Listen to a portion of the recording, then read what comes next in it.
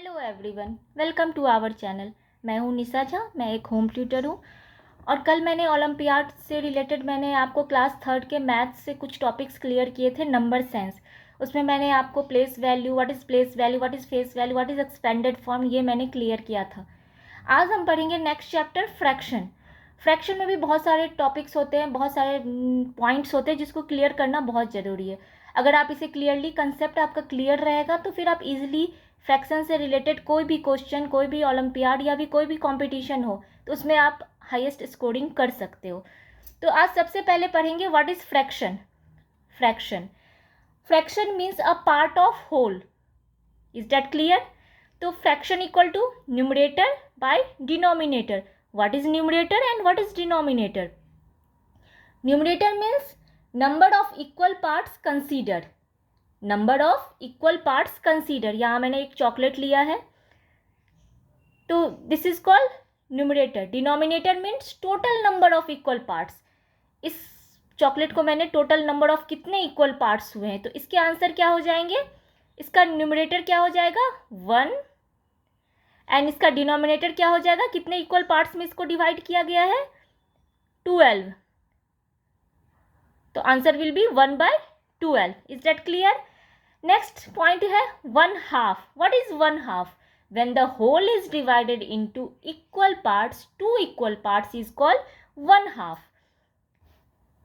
1/2 is written as 1/2। जब किसी भी चीज़ को हम 2 इक्वल पार्ट्स में डिवाइड करते हैं तो उसे 1/2 बोलते हैं। 1/2 को 1/2 में 1/2 लिखते हैं लिखने के टर्म में। और 2 हाफ मेक्स 1 होल। 2 हाफ को जब ज्वाइन करेंगे तो एक होल बन जाता है। Is that clear? Next point है 1/3। What is 1/3? When the whole part is divided into 3 equal parts. When the whole parts is divided into 3 equal parts is called 1/3. 1/3 is written as 1/3. Okay? 3 1/3 makes a whole. Is that clear? In the same way, 1/4. What is 1/4? 1/4, when the whole is divided into 4 equal parts is called 1/4. Is that clear? 1/4 is written as 1/4. Okay? तो ये concept आपका clear है। Fraction में जो भी points आ सकते हैं, जिस पॉइंट से रिलेटेड आपके वर्कशीट आ सकते हैं, तो अब हम वर्कशीट पे जाएंगे। तो फर्स्ट वर्कशीट यहाँ से स्टार्ट होती है। ये मेरे पास ओलंपियाड की एक प्रैक्टिस सेट है जिससे मैं कि आपको सॉल्व करके बता रही हूँ। और आपके पास कोई और भी प्रैक्टिस सेट हो, उसमें अगर आपको कोई प्रॉब्लम आ रही है किसी क्वेश्चन के बारे में, तो आप मुझे कमेंट सेक्शन में लिख सकते हो। मैं उसको सॉल्व करूँगी नेक्स्ट क्लास में, नेक्स्ट वीडियो में। Okay? First question, what fraction of the given figure is shaded? ये जो पिक्चर है, इसका जो शेडेड पार्ट्स है उसका फ्रैक्शन क्या है? तो फ्रैक्शन इक्वल टू, हमें पता है कि न्यूमरेटर बाय डिनोमिनेटर। तो इसमें न्यूमरेटर कितना है? Numerator means number of equal parts consider. तो how many parts are consider? कितने पार्ट्स इसमें शेडेड हैं? 1 2 3 4 5 6 पार्ट्स शेडेड हैं। तो न्यूमरेटर हो जाएगा 6। डिनोमिनेटर क्या होगा? Total number of equal parts. कितने टोटल नंबर ऑफ पार्ट्स है जिसको हमने शेडेड किया है? शेडेड पार्ट्स और विदाउट शेडेड पार्ट्स मिला के कितने total number of equal parts हैं? तो 1 2 3 4 5 6 7 8 9 10 11 12 13 14 15 16। तो answer will be 6/16। Okay? Second question, which of the following shows the fraction of the crossed figures? यहाँ पे जो कुछ फिगर्स के पिक्चर दिए गए, इसमें क्रॉस फिगर्स का फ्रैक्शन क्या है? तो इसमें भी सेम फॉर्मूला यूज करेंगे, न्यूमरेटर बाय डिनोमिनेटर। न्यूमरेटर इसके कितने हैं? कितने क्रॉस पार्ट्स हैं? 1 2 3। तो 3। डिनोमिनेटर कितने, मतलब टोटल नंबर ऑफ फिगर्स कितने हैं? 1 2 3 4 5 6 7। तो 3/7। Okay? Is that clear? Next question, which of the following option shows the correct descending order of fraction? यहाँ पे जो कुछ फ्रैक्शन दिए कि उसको में करेक्ट कौन सा ऑप्शन होगा जो डिसेंडिंग ऑर्डर को दिखा रहा है? Which of the following option shows, कौन सा ऑप्शन इसमें दिखा रहा है डिसेंडिंग ऑर्डर को?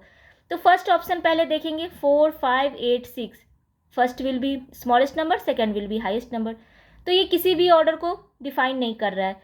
3 4 5 7, स्मॉलेस्ट, हाईएस्ट, हाईएस्ट, सबसे हाईएस्ट, मतलब स्मॉलेस्ट टू हाईएस्ट। तो ये असेंडिंग ऑर्डर को कर रहा है, शो कर रहा है। तो ये भी हमें आंसर मेरा नहीं, क्योंकि हमें कह रहा है कि कौन सा आंसर डिसेंडिंग ऑर्डर को शो कर रहा है।